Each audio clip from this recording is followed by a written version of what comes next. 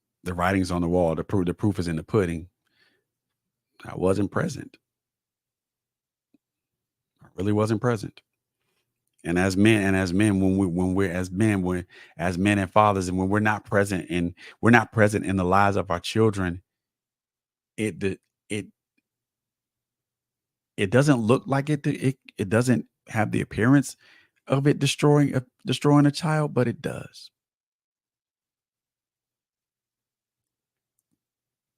It puts thoughts in that child's mind, thinking like, well, why does my father must not want me if he's not around. My father must not love me if he can't spend time with me. So it puts those thoughts in that child's mind, and those thoughts can be destructive. They have the propensity to be destructive.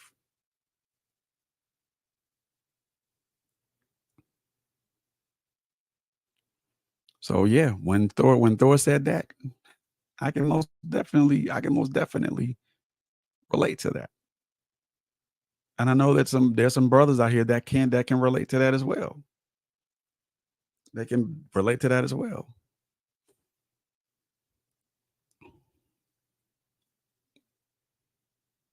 But one of the things, but the last pivotal point of this exchange between Thor and Kratos is, and this is to me, this is where the rubber meets the road.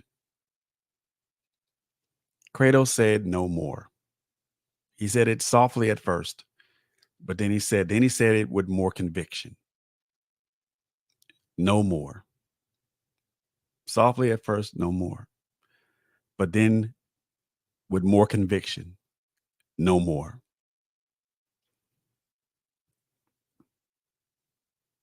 For the sake of our children, we must be better.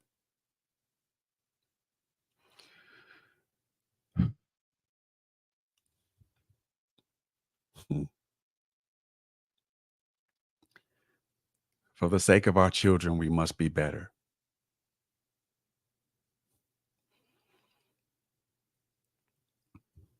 That has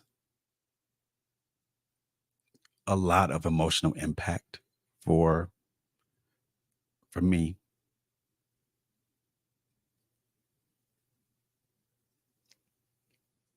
And it has that impact because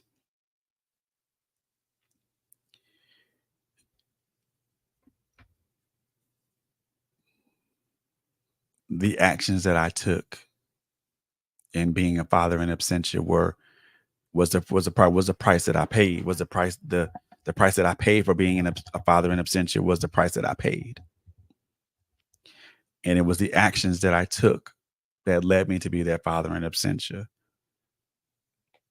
And I'm still paying that price today, to this day.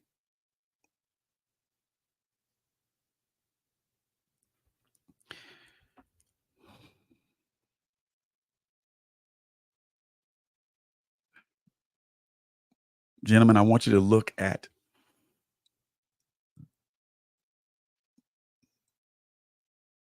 the lives of your look at the lives of your children.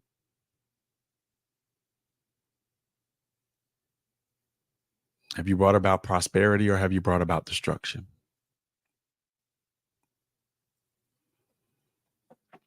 Have you brought about peace or have you brought about peace in your child's life, or have you brought on war?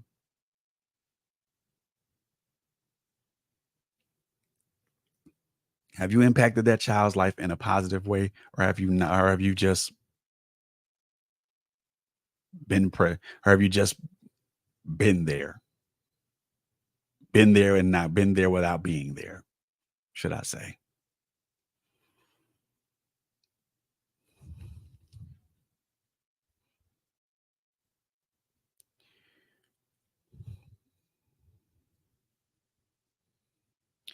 There is when we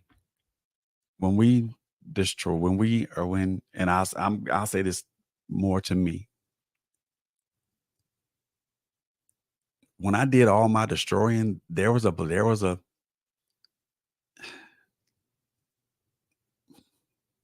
left nothing in my wake.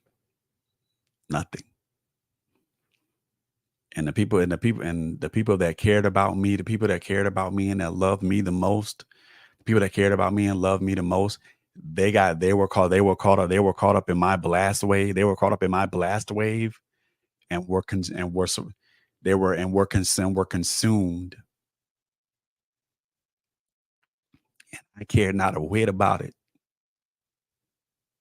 because I was being selfish because I wanted it my way,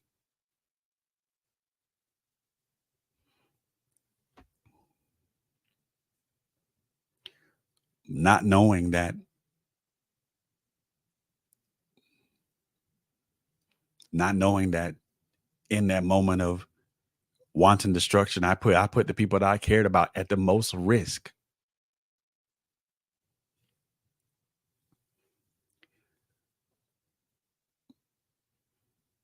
because I was selfish. I put because I was selfish. I put my three sons and my daughter and my only daughter at risk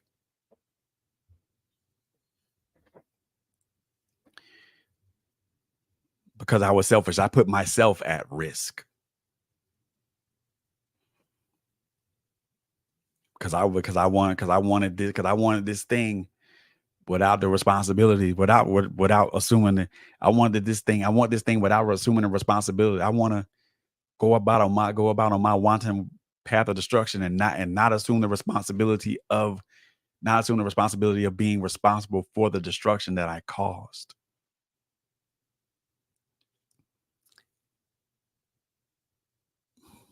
Want to do this and not be liable, not be on the hook for the repairs, and not take the blame for those repairs, or better yet, not even be active in making the repairs.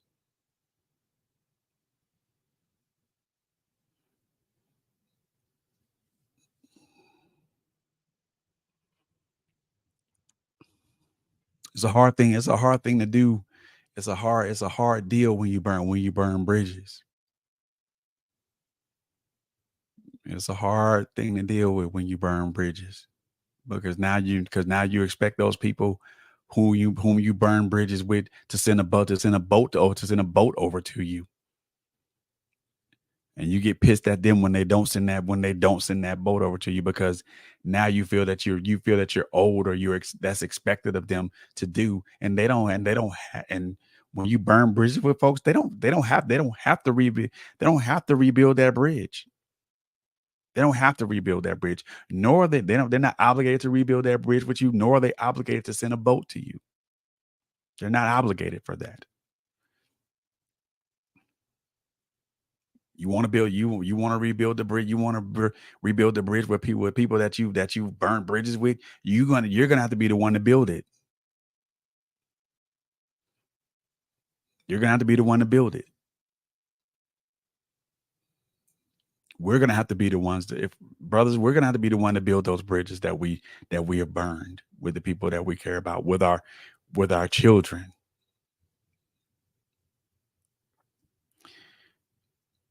Never in a million years had never in a million years in my lifetime I had that I ever think about that I ever think that I never thought that reconciliation. I never thought that reconciliation was a possible thing. I never looked at things like that. I never looked at it from that perspective. I never saw it from that perspective. Reason I didn't see it from that perspective because I didn't want to see it from that perspective because I thought and sometimes still think that reconciliation and redemption is something that's impossible for me. Boy, was I wrong. Boy, was I proven wrong with that. Reconciliation and restoration and redemption is a possible thing, but we have to look at what we've done. We have to look at the we have to we're already at ground zero of our destructive way. We have to assess the damage and make the repairs.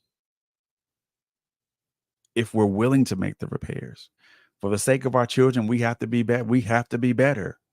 The reason that we have to be better is because the our children are going to be the light bearers when we are going to be our light bearers when we pass on. When we leave this earth, our children are going to be the light bearers.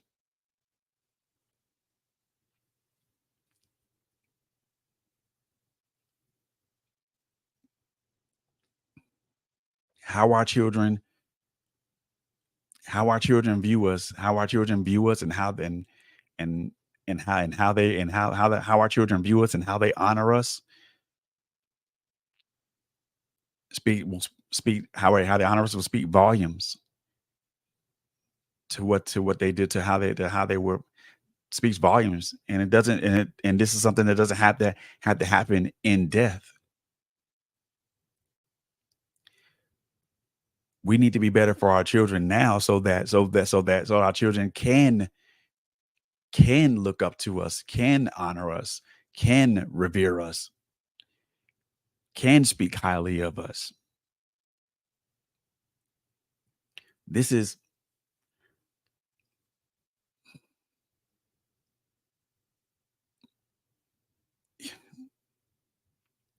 I know that my one I'm just gonna I'm just gonna put this out here right now. I'm just gonna put this out here right now because I feel that it's relevant to what we're talking about.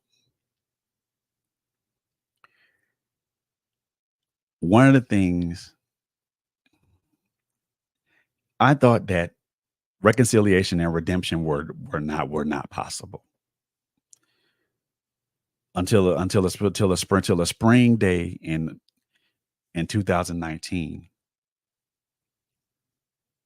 to where I was invited where I was invited to be at my to be present at my daughter's wedding. Now she told me that I wasn't going to be able to walk her down the aisle and everything of that nature, and her mother was going to do that. And guess what? I was fine. I was fine with that. I really was, because that wasn't a big deal to me. The biggest deal for me was to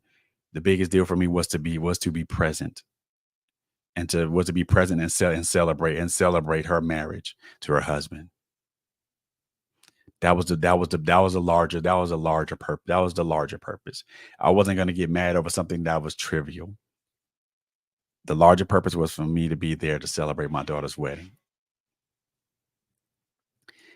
I'm going to admit I had not seen my daughter since since at that time since I had not seen my daughter since she was 6 months old.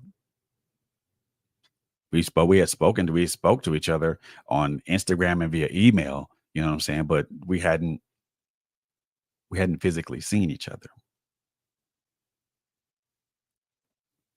And I'm going to admit that I was very nervous, because I didn't know how she was going to react. I didn't know, I didn't know what she was going to say. I didn't know what her mother was going to say. I didn't know any of that stuff. But yet I took a chance and went and came and showed up. I largely kept to myself because I didn't I largely kept to myself and just really didn't. I mean, not I wasn't trying to do that on purpose, not to interact with people, but I didn't want to disrupt the moment. I didn't want to disrupt her moment, because this was her moment.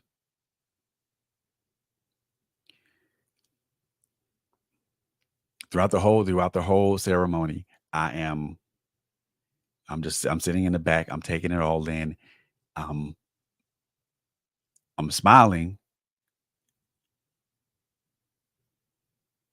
I'm happy, but I was also sad. I was happy because she is she's marrying someone that she loves and she cares about, and he loves her and he loves her and cares about her, and they both respect each other immensely. But I'm also sad. I'm also sad because I didn't get to see her grow.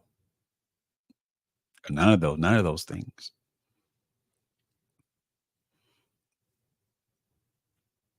But after they, they got married and things of that nature, we went, took pictures and things of that nature. She we took a picture together. And she asked me, did I want to take a picture with her? And I said yes. And it caught me off guard with that. It really did catch me off guard when she asked that, because I wasn't expecting it. And we took a couple of pictures together. Um, when I look at those pictures, I see a vibrant a vibrant young girl, a vibrant young woman that's so full of life, and so full of life and wonder and happiness, and that manifest in, her marriage. Um, we went to the reception. Her and her mother, had their dance. I didn't, again, I knew that there were certain things that I wasn't going to be able to do. And and again, I was okay with that. I was totally okay with that. I wasn't here to be disruptive I wasn't there to be disruptive. I was there to celebrate her moment, her time. You know what I mean? And at the reception, I had such a wonderful time. I know that they were doing what they were doing, and I stayed and helped cleaned up. Me and her mother had a me and her mother had such a wonderful, wonderful talk, such a heartwarming talk, and it was we both came to the conclusion of what things were, how things were, and that it didn't really have to be the way that it was, but it was. And at the end of the day, again, you have to be okay with certain things, and sometimes that's how it is. But we had such a wonderful talk, such a wonderful and enlightening conversation. You know, we I asked her, could she ever forgive me for the things that I did that I've done, you know? And she forgave me, and she asked me, could I ever forgive her for the things that she did? This it would without a second thought, there without a second thought, no, you're forgiven. Don't I I understood why you did what you did. I understood why you did what you did. I understood that what you did was to protect her from me, because hell, I wasn't trying to protect me from me.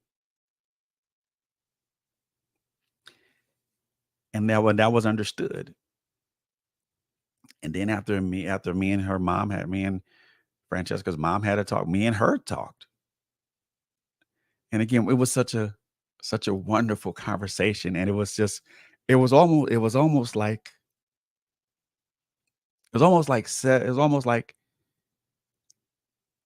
several years worth of pain and anguish and uncertainty and disappointment was erased all in the scope of a day, all in the scope of one day. She said something to me, and she said something to me that almost made me cry. And when I think about it now, and when I think about it even now, I as you can see, I tear up a bit. I tear up. She said, "Thank you for being here. Thank you for being here and supporting me." Thank you for celebrating. Thank you for celebrating. Thank you for helping us celebrate this day.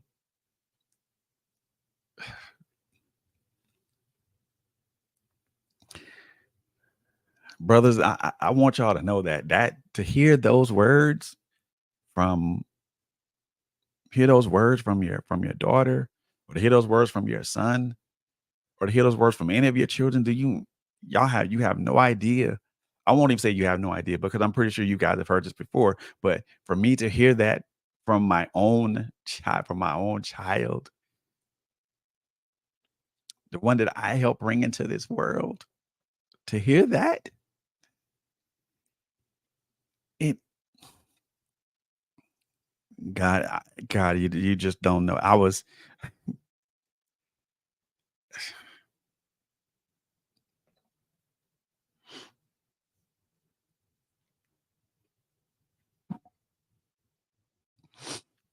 on an emotional high for the rest of the time I was in California. I was on an emotional high. And I thought nothing could top that. And then I got to spend time with my youngest son. Got to spend that Sunday with my youngest son. And that was that was one that felt good, to spend time with him, to talk to him, and to, just know a little bit more about him.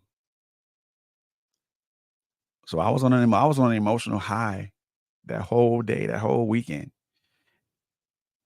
And that's why I am in agreement with Kratos to say we have to be better for our kids. Because there have been things that we have done we've done destructive and disruptive things and reprehensible things with our kids and to ourselves. But at the end of the day, we have to forgive ourselves. We have to forgive ourselves for the things that we have done to, or we have to forgive ourselves for, number one, the things that we have done to ourselves. And we also have to ask forgiveness for those that we have transgressed upon. We also have to understand that forgiveness is not for us, it's for them. It's for those people that we have hurt, those people that we have transgressed upon. They're not obligated. They're not obligated to forgive us. They're not. They're not obligated to do that. A lot of people say that if I ask you for forgiveness, it's your obligation. You're obligated to do that. No, you're not. No, people are not obligated to do that. You can ask for forgiveness, and that person can say, "I don't forgive you," and that's what's gonna have to be lived with for a while, until they can bring themselves to do that.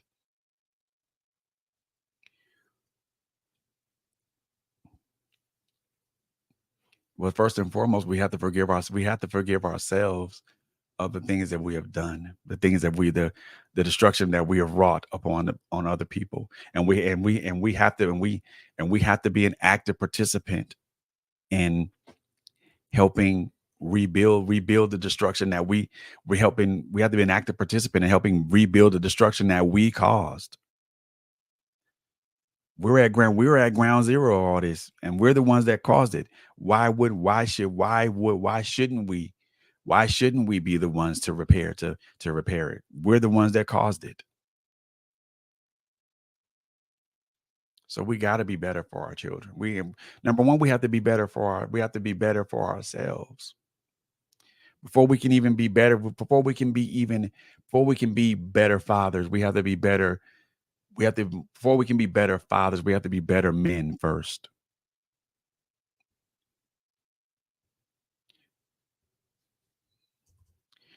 And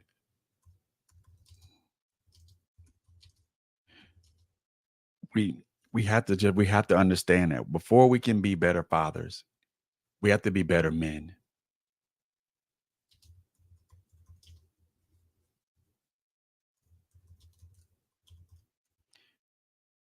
And that is something that I am learning. Being a better man working toward being a better man is a challenge in and of itself. It's a challenge that has presented many crossroads, many bumps in the roads, many dark tunnels. Um, I've had I've suffered flat tires along the way. I've suffered engine trouble. My I've broken down. I've broken down. I ran out of fuel.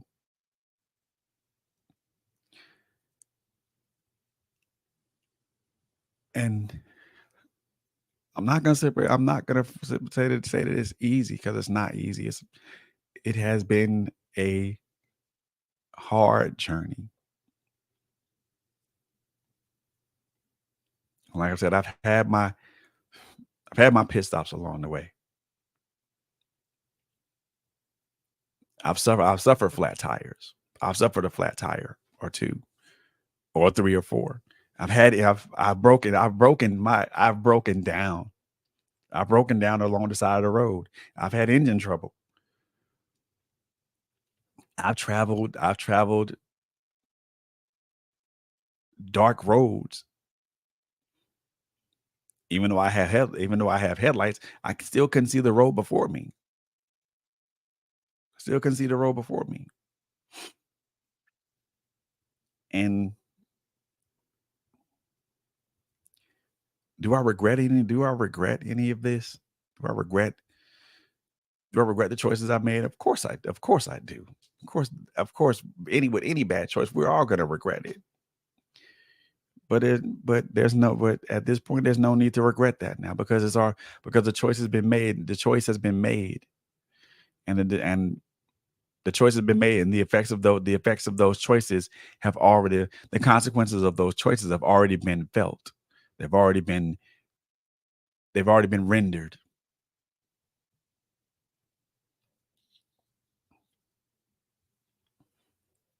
And some choices we pay the consequences for forever.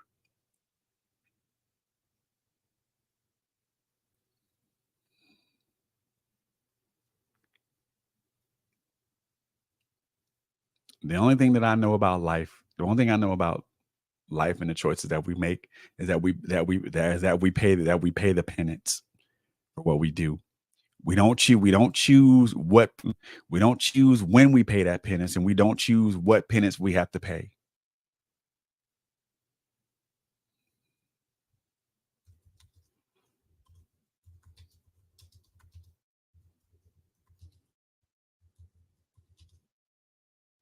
So, like I said, whatever when the choices that we make, we all pay the price. We all pay the price. We all pay a penance. We don't get to choose what penance. And again, I'm saying this again because I want to make this clear and bring this home for us as men. We don't we pay a price. We don't choose what price we pay, and we don't choose when we pay it, but we pay it.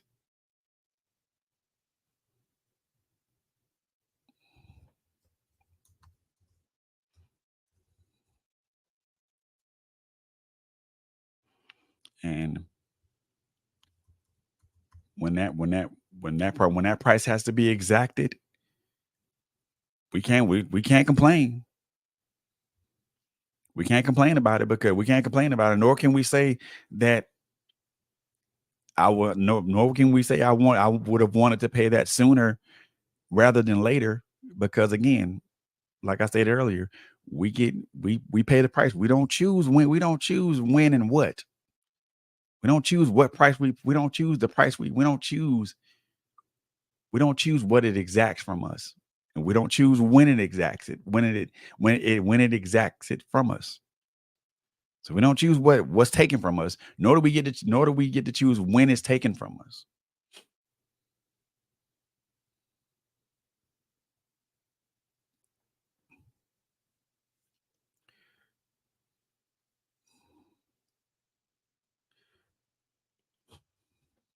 it's this is a long road towards being a better man, being a much more better, being a much more resilient person, much more sensible person, someone who's a much more self-aware person, more more aware about the more aware about that hit. Trying to think about the best way that I can put this. And the only way that I can put it is this way. It's about being better. Being better meaning having a better perspective of life. Your own, not only your own life, but the life of those that care about you, that care about us and that love us. A better perspective on life, on about life with our children, with our spouses and our loved ones. But also a much more cognizant and much more cognizant and better view of a much more cognizant and better view of our little pocket universe, our little pocket universe, and the people that we allow to orbit us, the people that we allow in our orbit. Because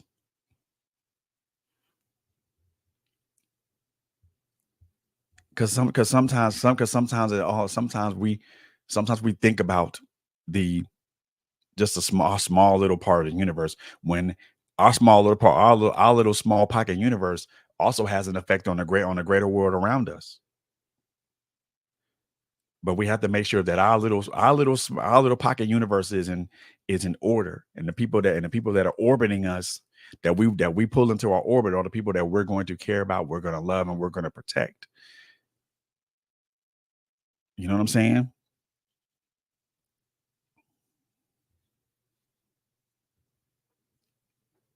Yes, sir. Yes, sir. Congratulations, man. Congratulations.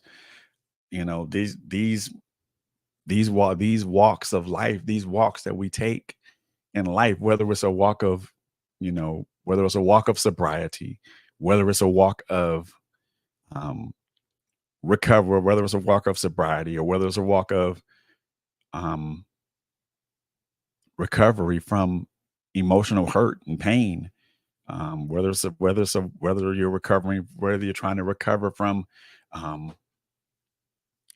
emotional or physical trauma. This is a walk. This is not. I said this last night, and I'm gonna repeat it. This path we take as men, this path to wholeness and healing and recovery. This is not a sprint. This is a marathon. And when we have to be invested, we have to be invested in the long haul. We got to be we this is I'm looking at this. I'm playing the long game. I'm playing the long game with this.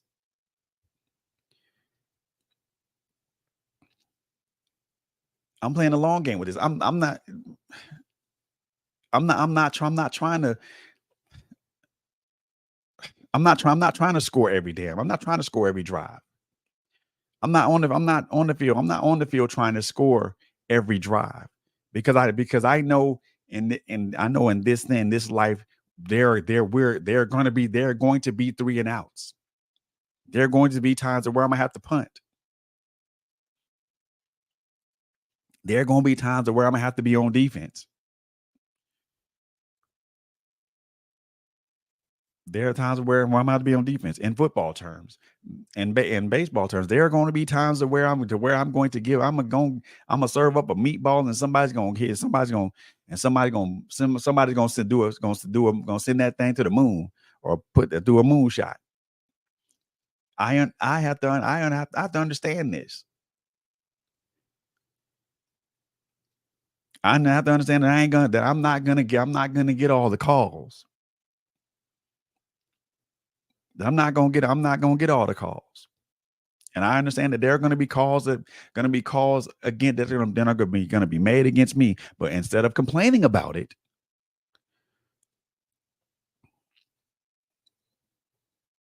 Of course, of course, there's no problem with leveling a grievance. No problem in that. No issue with that. No problem in that. But there's a difference between leveling a grievance and a complaint. So instead of complaining about the call, instead of bitching and moaning, I'm just gonna go back and play it. I'm just gonna go back and play the game, play my game. Gonna go back and play the game. Because eventually, if I play the game the right way, the calls that I've been complaining about, or you will turn around and come and be mine, go my way. So I have to realize that I don't have to score. I don't have to score every time I get the ball. I don't have to score every time I get the ball. I can, gentlemen, and I'm saying this because as it pertains to life. And I'm using sports analogies because I think sometimes those are relatable to us. Brothers, it's okay. It's okay to settle for a field goal. It's okay to settle for a field goal. You ain't got to score a touchdown every time you touch the ball.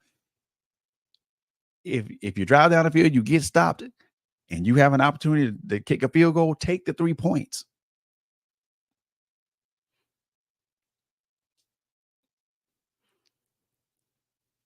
It's okay if you drive down the field and you get stymied. It's okay to punt.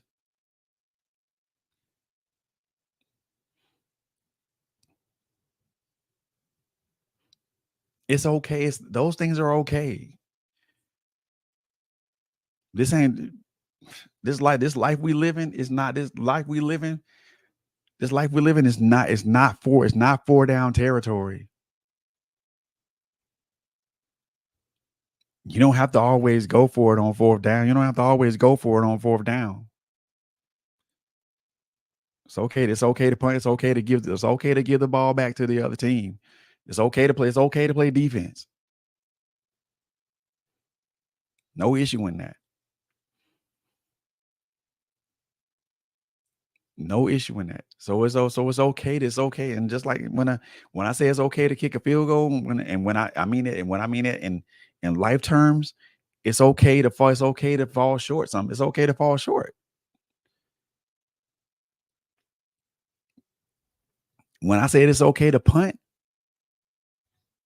it's okay to say that I can't do it. Or it's okay to say that, I can't figure this out. I need help.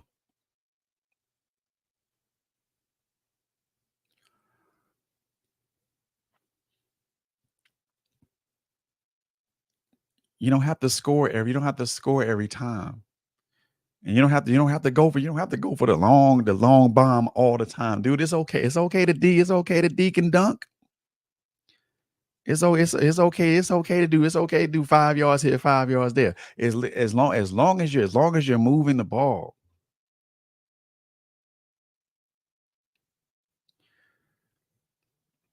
And when you get called for a penalty, and I equate penalties to the things that we as men go through in life, it's okay to the ref gonna blow that whistle, and they're gonna call that penalty on you, and you're gonna be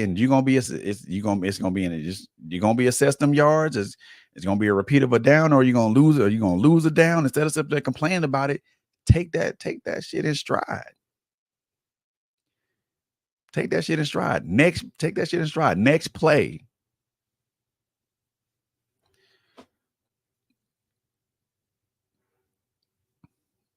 I look at life as a great big old sports analogy, because in next play.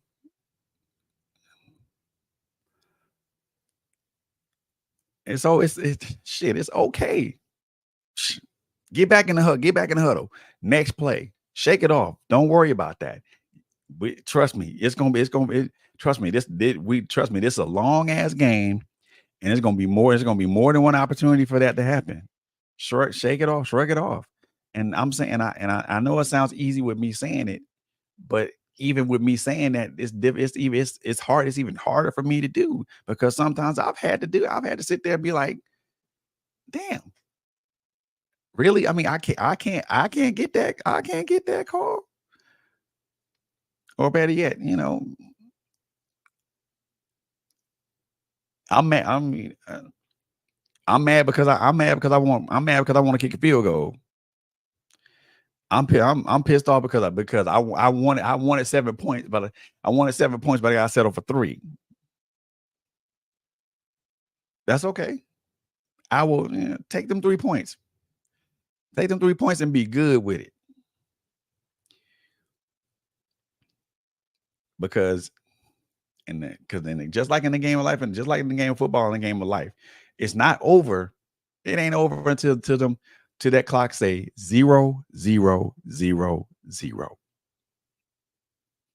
It ain't over. It ain't over till that time. Until that clock says 0, 0, 0, you keep playing. You keep grinding. You keep pushing. You keep doing what you got to do to get to your best life. To get to your best life. Your best life meaning that you have forgiven yourself for all the things that you've done in your past, and that you are on the pathway to healing and rehabilitation. Being better for ourselves means that we're better for our children.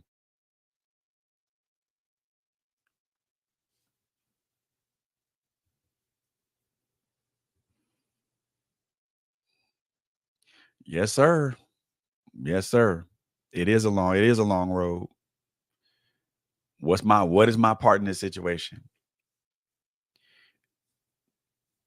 Acknowledge that part. What can I do to correct it?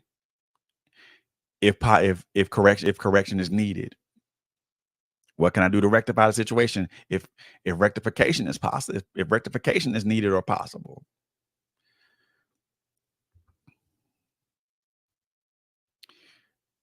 Just like in the dating game, there's intelligence gathering.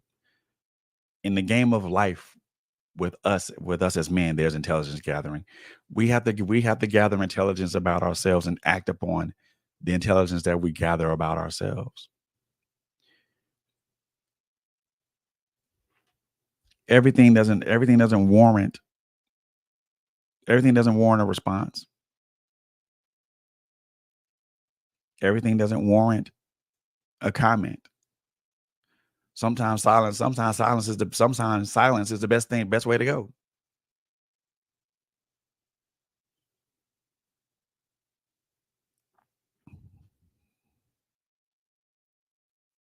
Sometimes it's good. Sometimes it is good to be just an observer.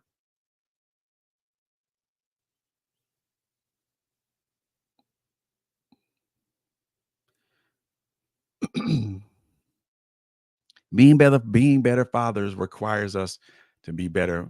Being better fathers, before we can be better fathers, we first have to be better men. That is a requirement. And I know for me, this is a lesson learned way too damn late, but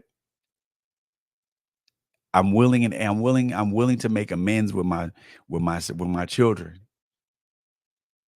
if they're willing to reach, if they're wanting me to reach out, they want me to reach out to them. I'm willing to make those amends. I am willing to sit at the table and listen to my kids tell me, hey, this is your fault, this is your fault, this is your fault. And I'm willing to step up and say, hey, I'm sorry. I'm so very sorry. I didn't mean to hurt you. It was not my intent to hurt you. It was my intent to be here for you. Can you forgive me for the things that I have done? And if they can forgive me, fine. If they can't forgive me, it's still fine. We as men have to be okay with not being forgiven, because there are going to be some people out here that will not forgive you, and there are going to be some people out here that you ain't going to forgive. You have to keep in mind that forgiveness, that asking for that someone asking for forgiveness, or you asking for forgiveness, that's something that it's your right to ask for forgiveness. It's their right to ask for forgiveness.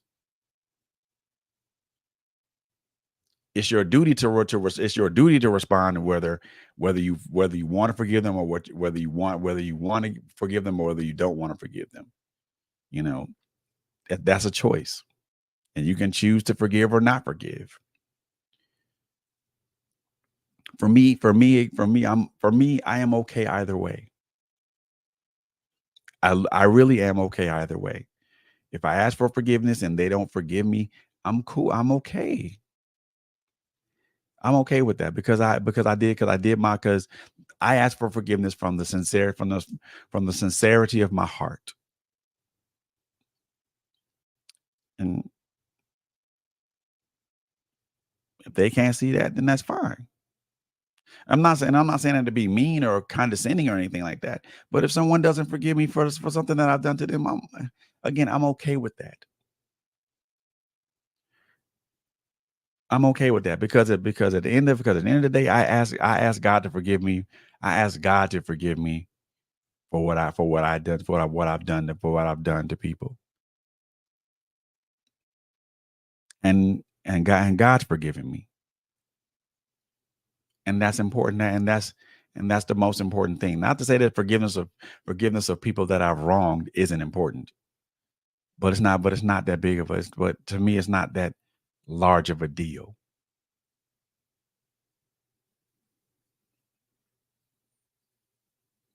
You know, I'll say this again as I close. Brothers, we have to be better for the sake of our children. In order for us to be better father, in order for us to be better fathers, we have to be better men. Better men make better fathers. Better fathers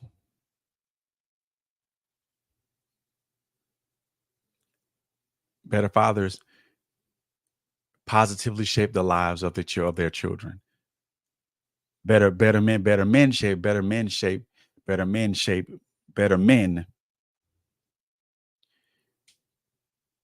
positively impact the people that are in their orbit.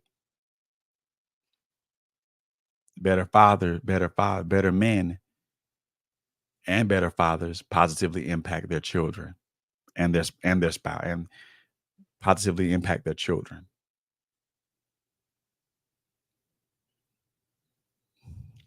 That's all I got for y'all, man. That's all I got. I want to thank each and every one of you for being here tonight. This was a little bit of a longer show than I initially thought, than I initially had planned it to be. But the one thing that I thoroughly enjoy presenting this to you. Um, it is something that this is something I had thought long and hard about, because simple fact of the matter is that I um really wanted to bring this to you guys, and but I also gave a lot of thought to watching the scene and analyzing the scene to the best of my ability. Again, I want to try to make this a series, to where I take a scene from a video game, and I analyze it, and I try to make that scene relevant to us as men, because I think this scene in God of War Ragnarok is a very impactful scene, and I think it speaks to us as men, because some of us as men were or are destroyers, and we have to get out of that destructive mindset.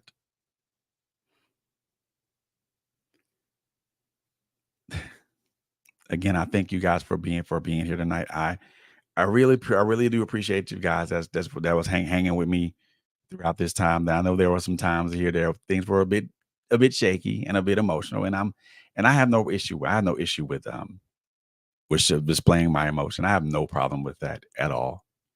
I am I am very much secure in my own man, in my manhood, to where I don't, to where me shedding a tear or two is not a thing to me. It, me shedding a tear is something that I'm, something that I acknowledge. I acknowledge the sensitive parts of me. I acknowledge I acknowledge the sensitivity in me. Does that make me less of a man? Hell no, it does not.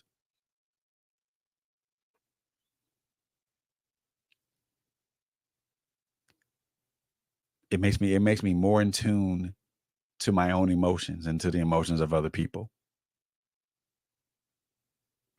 especially those that care about me, those that I love, those that I care about. I'm pretty sure once I get off the air, once I come off this microphone, this camera, there's probably going to be a waterfall of emotion on me that's going to cascade for me, and I'm okay with that. I'm okay with that. I'm very much okay with that. But before I go, before I go, I am so very very very excited to share with you guys that what's going to be um, going down July the 2nd. Man, I am going to be on a panel with some very very very I'm going to be on a very esteemed panel with some very very very esteemed men. um and I'm I am literally excited. I am so excited about this. I'm looking forward to July 2nd. Make sure you guys tune in at 8 p.m. Central Standard Time. It's going to be 9 p.m. Eastern Standard Time. I'm going to be on the Kingdom Purpose Talk Show with Dr. Natasha Jones, and there are going to be me and some other brothers. We're going to be talking about um, we're going to be diving deep into the topics of the mantled man, mantled father, mantled husband, mantled brother and friend. Um, each one of us, each man that's on this panel, we're going to talk about what that means to each one of us. The good thing about this is going to be streamed internationally and globally, so this is gonna affect all walks of life, all men from all walks of life. Um, just make sure you mark your calendars for July the 2nd. Um, as it gets closer to the date, I'll make sure that the link that YouTube link and any other links are available for you guys to see. Very available for you guys to watch this. I'm excited. I am very much excited. I am looking forward to this with Dr. Natasha Jones and these other great men. There's a Facebook post out there, so I'm going to make sure that I share that Facebook post with everybody. Uh, everybody. Um, Again, man, keep your eye on us, man. We got some good things coming. Um, Tuesday, girl chat weekly with my sis LHG is gonna be coming to you live and direct. And then my brother and sis T Wade and Kaiser Rodriguez gonna be hitting you guys off with sofa chats with T and K, or you will probably get T Wade's to the point, one of the two. Um, Thursday and Friday are going to be idle days for us. As I know I'll be working a bit later in the day on Thursday and Friday. Um, Thursday and Friday. Saturday probably be I'm going to be working Saturday as well. So the next time you guys will hear from me will more than likely be Monday. Um, and Monday I have a confirmed guest for you guys. I have an R&B artist out of Chicago, Illinois, and we're going to be talking to her about her music journey. And we're going to listen to a couple. We're going to listen to a couple. We're going to listen to a couple of songs that she has, and we're going to talk about those songs. So we got some great things coming down the pike, y'all. I'm like I said, I promise. I appreciate you guys for just hanging out with us and being here with us. Um, I love you. I love you guys. I really do love you guys. I really do appreciate you guys. You guys are the reason as to why I do this. As to why I get up and get up in front of this microphone and in front of this camera and be as transparent as be as transparent as I can be. You guys have allowed that for me, and I'm appreciative of that. So follow us on our various social media platforms. Check us out on Spotify, Apple Music, Amazon Music, and everything else. There was another announcement that I wanted to bring to you guys, but I'm not sure. I have to confirm. I have to confirm a few things. I may have to kind of see what's going on with that. I am not sure what's going on with that just yet, but I need to figure out what's going on. But if you guys give me a quick second. Just give me a quick second.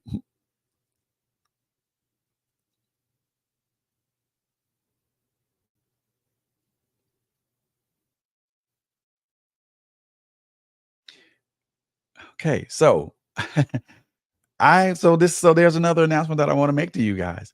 So, and I am so very happy for this one. This was something. Oh man. So I produced my first audiobook. That audiobook went live today.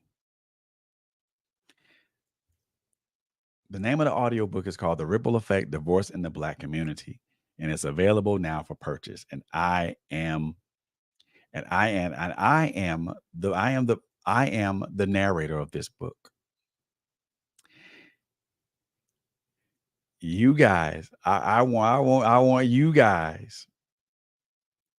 I really want you guys to check out this book and flood this book, y'all. I really want y'all to flood this thing, man, because of the simple fact that for me, this was a this was a labor of love, y'all. I ain't gonna even front. I'm not even gonna lie. This was a labor of love. And I am so proud. I am so proud of myself for doing this. This was the first audiobook that I narrated. This is the first narrative. This is the first book that this is the first this is the first audiobook that I narrated. And when I tell y'all, I feel good. I feel good about this. I really, really feel good about this. I really, really feel good about this, y'all. I feel this was so labor intensive. This was something that I had wanted to do for a while, but also at the same time, man, I feel good. I feel really, really good about this. And I am going to put a link here for you guys. And I want you guys to check out this audiobook. There is an audio sample there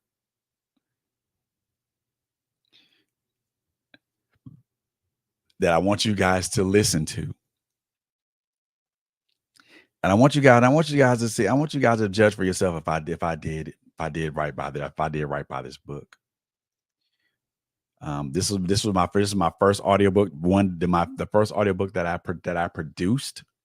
Produced from front to back.